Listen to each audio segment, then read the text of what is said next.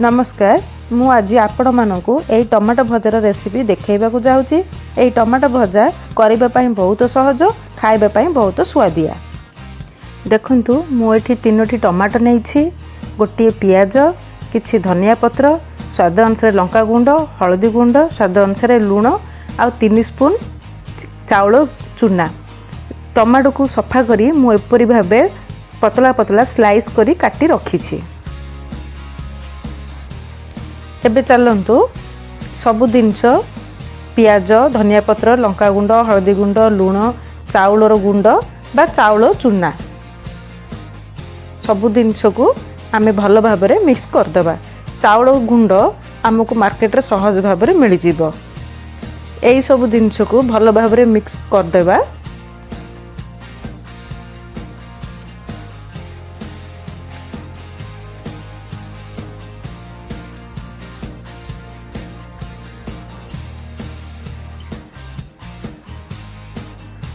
सबु मिक्स कर दे tomato slice को एथिरे देई भल भाबर गोळेबा।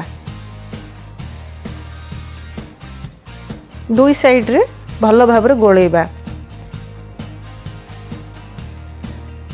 गोळेई सारले बाकी जो स्लाइस बळी जाईछि सेहा भी एथिरे पके मिक्स कर देबा। टमाटो मु एबे विदेशी टमाटो रे करिछि। आपन को जदि अधिक खटा पसंद ताहले देसी टमाटर भी यह कले आहुरी टेस्ट लागिबो। देखंतु बाकी टमाटर भी मु पकाई सब मिक्स कर देली। एबे पैन बसई तेल टिके देबा। पैन गरम हेई गले देखंतु हमर पैन एबे गरम हेई गलानी। टमाटो को एबे आमे भाजीबा।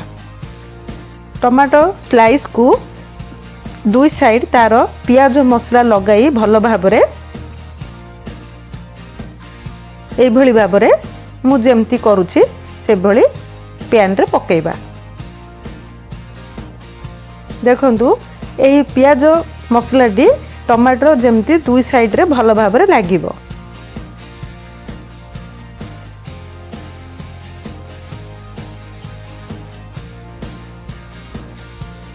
एई भली भाबरे गोटी गोटी टमाटो स्लाइस को दुई साइड रे पियाज मसला लगाई पकई दबा।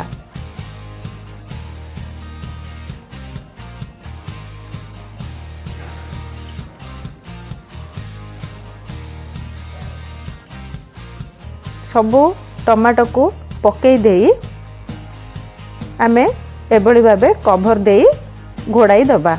ए आकु 5 ରୁ 7 मिनिट पर्यंत घोड़ाई रखिबा। देखंतु एबे 5 मिनिट होई गलानी। मु सब टमाटो को ओलटाई दउछि। ओलटाई पुणी कवर कर देबी।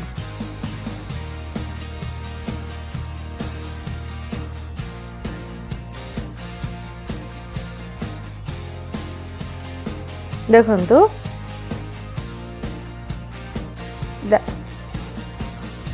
एपड़ दुई साइड आमर टमाटो भाजी हो जाइछि। एबे आउ आमे आकु कवर करिबानी। एई भली स्लो भाबरे टमाटो को टिके रोस्ट करी भाजीबा।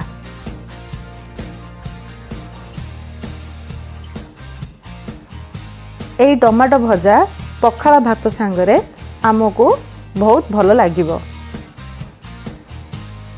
एई रेसिपी को आपण थरे घरे ट्राई करी देखंतु। केमिति लागिला मोर कमेंट बॉक्स रे लिखि जणांतु। देखंतु एबे टमाटो सिझी जाइछि आ रोस्ट हेई भी भाजी होई जाइछि। ए टमाटो भजा एई बेल भाबरे भाजी गरम गरम पखाला भात संगरे यार मजा नियंतु।